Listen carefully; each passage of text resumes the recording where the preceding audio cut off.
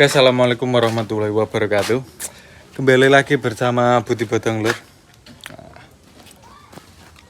Oke, kali ini alasan saya kenapa saya memilih beli Canter ya. Canter daripada beli Giga ya. Oke, jadi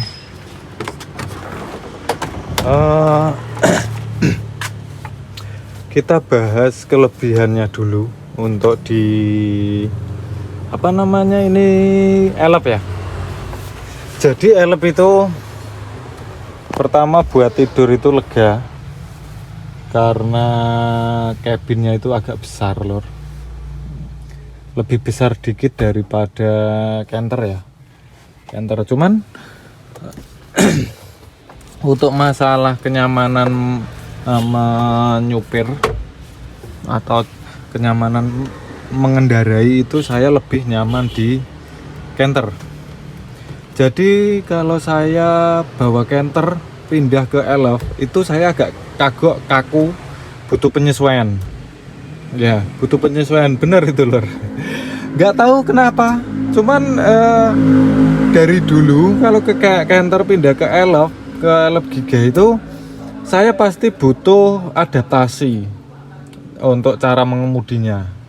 Cuman lain kalau saya udah misalkan baru mengemudikan elop terus pindah ke Canter itu ndak butuh penyesuaian lur. Jadi tangan gigi terus cara duduk di jok, cara melihat spion dan sebagainya itu langsung enak gitu aja. Kalau di Canter itu saya ndak butuh penyesuaian lur, langsung sep jalan gitu aja. Cuman kalau dari Canter pindah ke Elf ndak tahu ya saya kenapa, karena gimana ya mungkin karena awal pertama saya mengendarai truk itu mungkin setelan awal ya. Mungkin setelan awal karena sudah di Canter, jadi saya tidak butuh penyesuaian di Canter.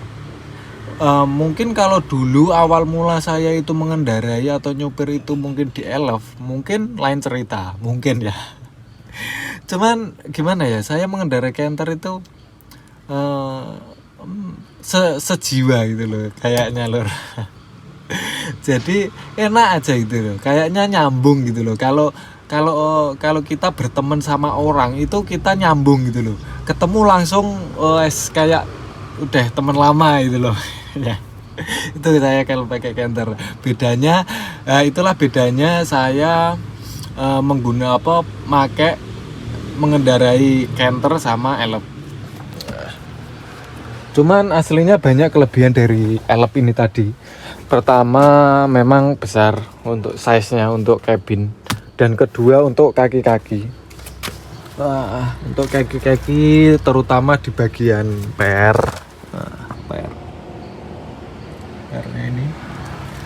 Jadi untuk di bagian kaki-kaki Elf ini sangat kokoh. Karena pernya itu dia tebel terus untuk di bagian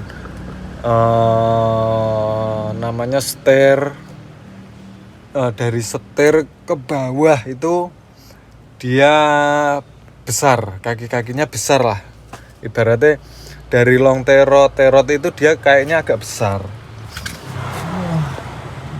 seperti ini ya. Kokoh aja lah, kelihatan kokoh ya. Kelihatan kokoh itu karena ya saya ndak mungkiri karena saya udah sering bawa Elf, sering bawa Canter. Saya ndak memungkiri kalau Elf itu memang benar-benar kokoh di bagian kaki-kaki. Buktinya gini lho, saya bawa Elf itu di kecepatan 120 km per jam itu dia masih anteng, setir anteng, ban anteng, truknya anteng.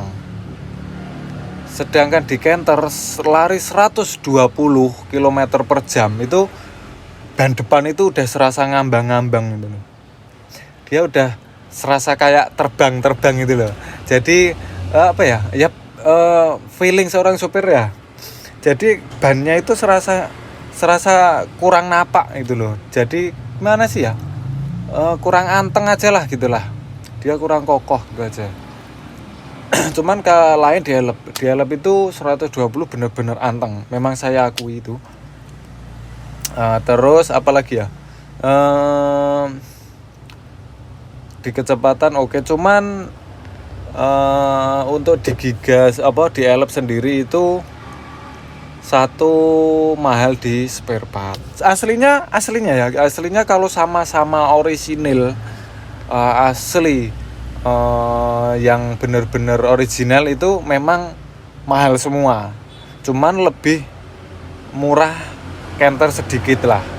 Contohnya ya, ini contoh kecil aja yang saya udah pernah ganti itu di bagian kaca. Ini saya sama-sama beli di dealer ya. Ini di dealer, dan di dealeran otomatis original ya, asli ya. Itu saya Canter itu beli di berapa sih, 7 itu kalau tidak salah ya. Ini kalau tidak salah karena udah lama sekali, mohon diralat kalau salah. Itu saya dulu pernah beli 750-an kalau tidak salah, 750 lah ya, 800 lah taruhlah, karena mungkin beda-beda setiap dealer mungkin beda-beda. Terus sedangkan kalau di Elf ini itu dulu kalau tidak salah sekitar 1.300.000 kalau tidak 200 kayaknya kalau tidak salah itu dulu. Nah, jadi sudah kelihatan selisihnya ya lur ya. Itu dari segi yang kecil, kaca depan. Nah, kaca depan karena dulu saya pernah beli sendiri. Dan yang lebih murah lagi itu, jadi itu sebenarnya faktor tempat lur. Faktor tempat di mana kalian tinggal ya. Jadi di daerah saya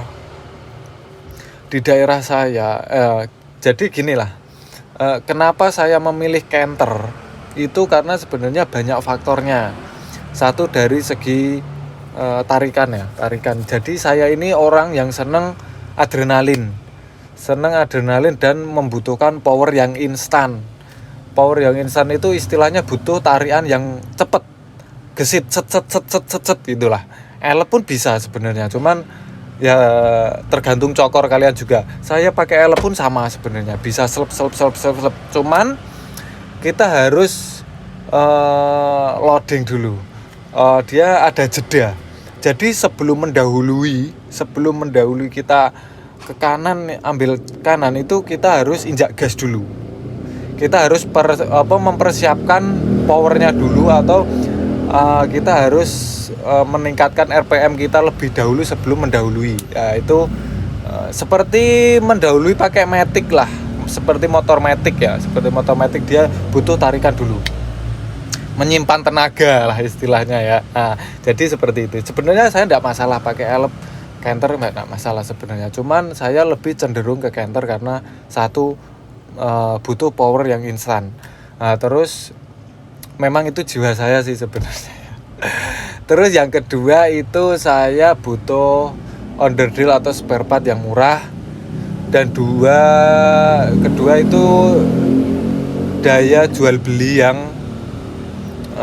kondusif kalau di Canter ya. Di tempat saya ya, mungkin di tempat kalian mungkin lain. Cuman di tempat saya itu harga yang stabil itu adalah di Canter. Jadi di Canter itu walaupun kita secondnya, entah itu second entah itu baru, belinya mahal, cuman harga jualnya balik itu dia stabil gitu loh. Nggak langsung merosot jauh ya. Kalau elep ini maaf ya, bukan saya mau menjelekkan, cuman memang di tempat saya seperti itu lor. Untuk elf itu, untuk harga jualnya dia langsung anjlok biasanya.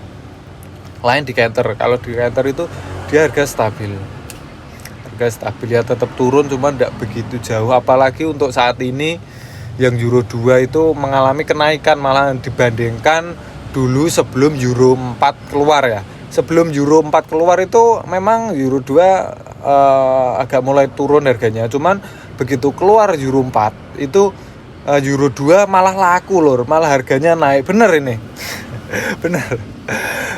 Malah naik. Ya, jadi banyak faktornya, kurang lebih seperti itu lur faktor kenapa saya lebih memilih Canter daripada LF seperti itu. Ya banyak sekarang udah banyak sih di daerah saya yang udah mempunyai armada elf seperti ini. Dan ini pun armadanya juga banyakan elf di sini. Itu juga elf. Ini juga dari kapten semua.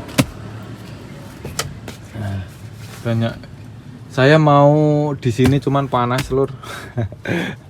Karena saya habis ngedit, ini sambil ngedit barusan, jadi saya bikin video ya. Habis ngedit karena nunggu mengeksplor, jadi saya bikin video sekalian menjawab pertanyaan dari subscriber, karena sebenarnya ini pertanyaan sudah lama, cuman karena baru sempat saya bikinkan, jadi saya bikinkan mumpung ada waktu luang sih ya. Jadi kurang lebih intinya seperti itu lur, kenapa saya lebih memilih Canter daripada elf ya. Cuman mungkin ini baru rencana sih, mungkin kalau saya diberi kesempatan lagi, diberi rezeki lagi, insya Allah saya mungkin untuk yang armada berikutnya paling saya juga ambil elf juga sih, mungkin lah. Karena gini, saya mikirnya kalau yang armada berikutnya mungkin kalau saya beli itu entah itu disupirkan atau disupir adik saya, itu enggak seperti saya. Kalau saya kan senangnya yang ringan, enteng. Jadi saya senangnya yang ringan-ringan, walaupun ongkosannya itu selisih dikit, saya lebih milih yang enteng sih sebenarnya. Cuman beda ya, kalau kita punya armada dibawa orang itu lain, dia lebih memilih ongkosan. Jadi untuk tonase itu kadang dia tidak dipikirkan.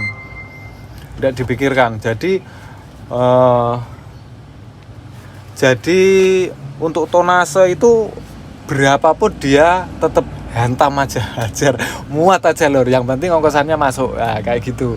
Makanya kayaknya butuh elf, karena harus yang benar-benar memenuhi dengan yang bisa mengimbangi dengan tonase ya tonase. Kalau saya Canter itu memang nggak cocok buat muatan berat. Ada sih kalau yang muatan berat itu sebenarnya Canter itu juga mendesain buat muatan berat. Itu ada HDX, Super HDX, itu buat muatan berat oke itu lor. Cuman kalau untuk lintas, sekarang kan juga banyak sih lintas yang muatannya berat juga lor. Masa iya kita mau lintas pakai Super HDX ya? Super HDX itu RPM mentok itu paling lari 80 km mentok gitu lor paling. Itu RPM pun udah nyampe merah itu. Super HDX. Sedangkan saya pakai HD itu aja udah istilahnya capek, nggak nyampe kayaknya, larinya kurang. Harusnya kalau untuk lintas itu memang sebenarnya Canter cocok di SS atau Super Speed ya. Super Speed itu paling enak. Jadi larinya sep nyampe itu aja. Jadi nggak capek untuk nginjak gasnya. Nah, kurang lebih seperti itu. Jadi sebenarnya Canter juga menyediakan untuk yang muatan berat, cuman yaitu tadi tidak cocok buat lintasan ya, buat lintas jauh-jauh antar kota itu tidak cocok. Karena saya juga kadang saya juga membutuhkan kecepatan juga, tidak cukup untuk muatan berat loh. Nah, jadi saya putuskan yaitu ambil yang Super Speed sebenarnya saya cocoknya itu. Cuman yang ini kan punya saya itu HD ya. HD dan saya juga rencana mau ganti gardan yang Super Speed sih. Cuman biar nggak begitu capek juga ya di jalan. Oke, kita kembali ke topik lagi. Sampai mana ya tadi ya Lur ya? Lupa saya. Kelebihan dari Elf sudah ya. Elf itu lebih unggul di kabin, kaki-kaki ya, seperti itu. Cuman kalau untuk di Canter itu kelebihannya ya suspensinya lembut, terus tarikannya cepet, underdeal spare part murah itu ya. Aslinya kalau underdeal spare part itu tergantung tempat kalian. Kalau tempat kalian itu banyak yang menggunakan Elf, ya pasti murah juga di sana ya. Apalagi di daerah saya itu banyak yang namanya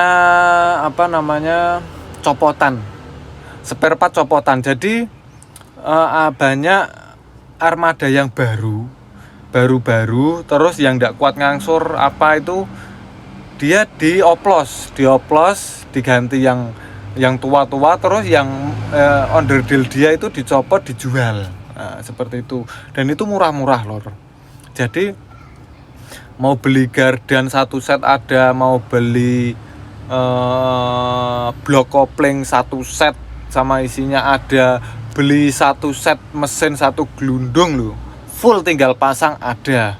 Di tempat saya itu ada. Jadi itu benar-benar juga murah. Kita dapat mesin yang baru, cuman harga murah ada di tempat saya. Makanya itu salah satu alasan kenapa saya pilih Canter sebenarnya. Jadi banyak spare part di tempat saya itu banyak. Nah, itulah kelebihannya kenapa saya memilih Canter.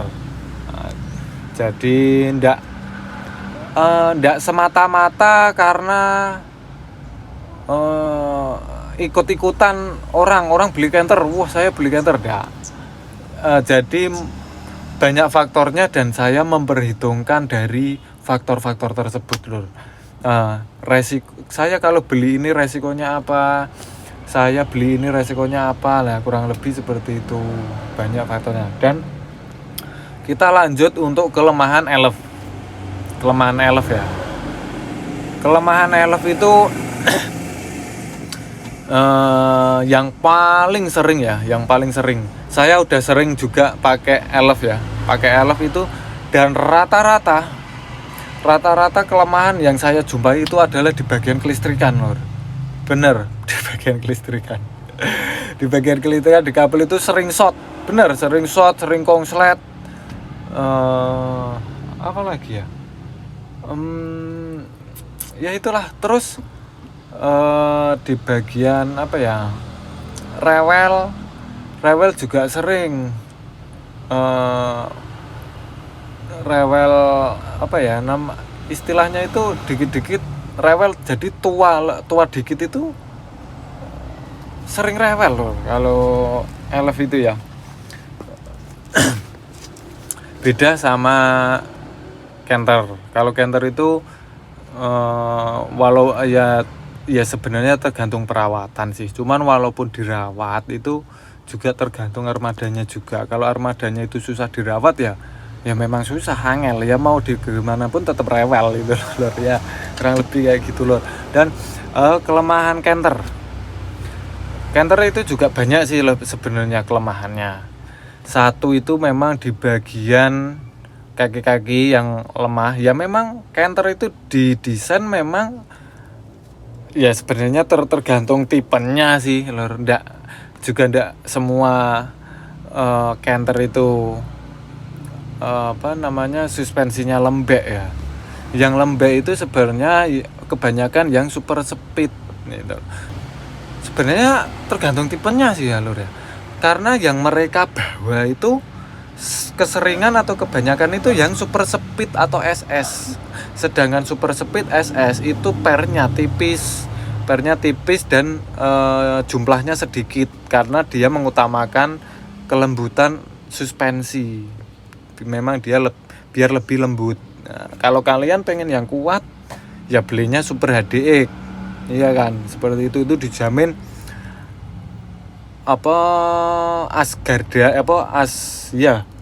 asgardannya lebih besar, terus bautnya napnya lebih besar, terus pernya juga lebih tebel-tebel, lebih kuat gitu loh, kaki-kakinya itu lebih kuat pokoknya kalau Super HDX gitu. Memang sudah desainnya sih udah sendiri-sendiri sebenarnya, dari pihak Mitsubishi itu udah dirancang sendiri-sendiri untuk kebutuhan apa sih sebenarnya ya lur ya.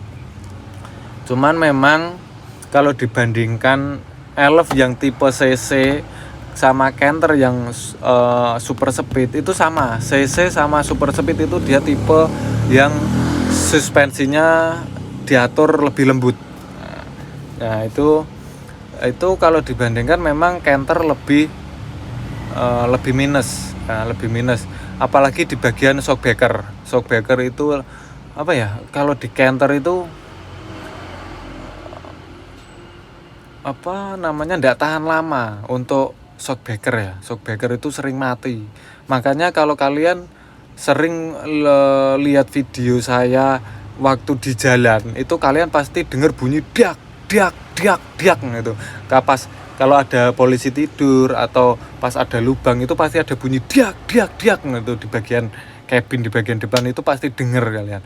Nah, itu sebenarnya itu adalah di bagian suspensi atau di bagian shockbreaker yang mati ya. Jadi shockbreaker yang mati itu saat roda naik itu harusnya shockbreaker bekerja menahan supaya naiknya itu pelan dan turunnya itu juga pelan. Di saat shockbreaker mati, naik turunnya itu tidak terkontrol. Jadi begitu naik dia mendorong, tiak, turun, tiak ya gitu. Jadi itu yang menyebabkan bunyi di video itu ya. Diak ya itu. Kalau ada lubang atau ada polisi tidur, kita di posisi kencang itu pasti bunyi. Kalau tidak percaya lihat video-video saya sebelumnya untuk di waktu ngetrip itu pasti bunyi itu diak. Nah, seperti itu bunyi shock ya lor ya. Nah, kurang lebih seperti itulah. Dan apa ya, terus di bagian cabin kalau Canter ya, ini kalau Canter di bagian kabin atas ini itu las-lasannya sering lepas, jadi dia bunyi di bagian sini. Dia keder atau dia itu sering apa ya, bunyi lah di bagian atas ini ya. Sam nopi kayak wungu. Siap-siap lho, bari iki mangkat lho. Di bagian sini ya, itu untuk kelemahan Canter itu bukan sering terjadi, cuman hampir semuanya seperti itu lor. Kalau kalian tidak percaya, tanya user Canter, itu pasti di situ bunyi gredok. Nah itu. Jadi harus dilas ulang atau diganjal pakai entah itu busa, double tip atau ya sejenisnya lah, atau enggak dilas. Jadi yang menyebabkan bunyi itu adalah kerangkanya. Jadi dari sini sampai sana itu kan ada kerangka buat menyangga, buat menahan plat yang di atas ya, di atas kabin ini ya, di atasnya kabin itu supaya dia enggak bergetar. Nah, jadi untuk tiang penyangganya yang ke sana itu lepas dari platnya yang di atas itu lepas. Jadi las-lasannya itu lepas. Jadi lepas gini, terus yang platnya atas itu keder-keder kayak gini. Dan yang bawah ini dia enggak besinya yang bawah ini dia enggak menyangga atau enggak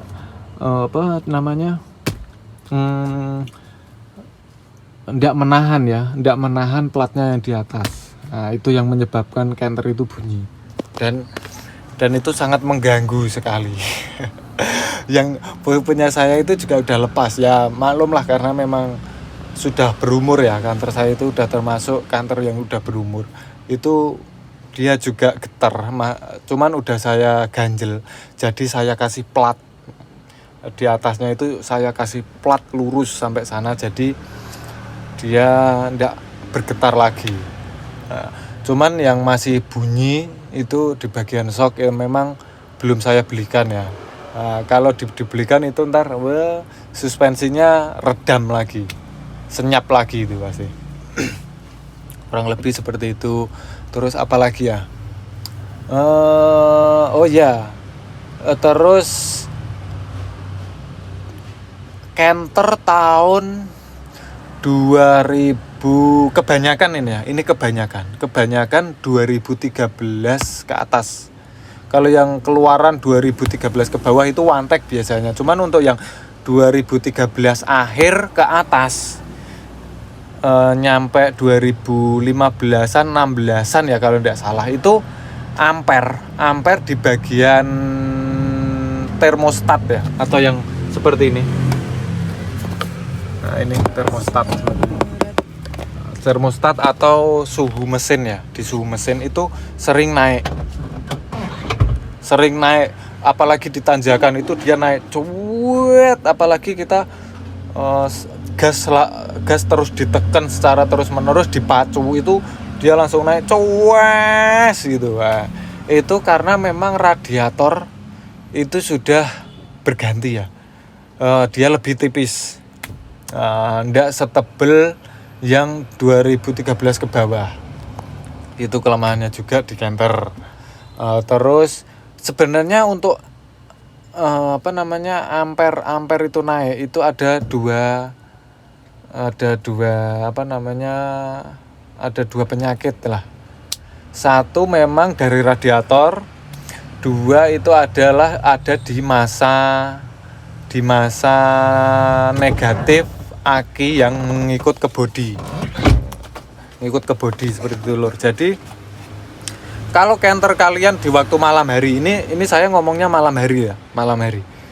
Kalau Canter kalian di malam hari terus ditanjakan kalian genjot terus, kalian ibaratnya lari dan dipuacu terus, ampere suhu mesinnya itu dia naik terus, kalian coba matikan di lampu utama. Kalian matikan lampu utama jedet.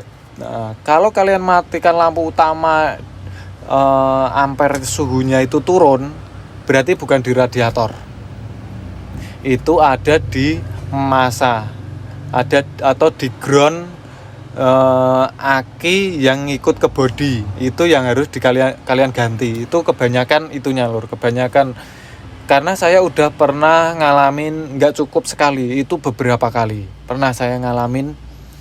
Jadi sewaktu malam saya pakai ya setutan lah, pakai cabai itu kalau malam buat lewat Temanggung nyampe Weler itu kan biasalah ada tanjakan-tanjakan lah, jadi dia sering naik ampernya.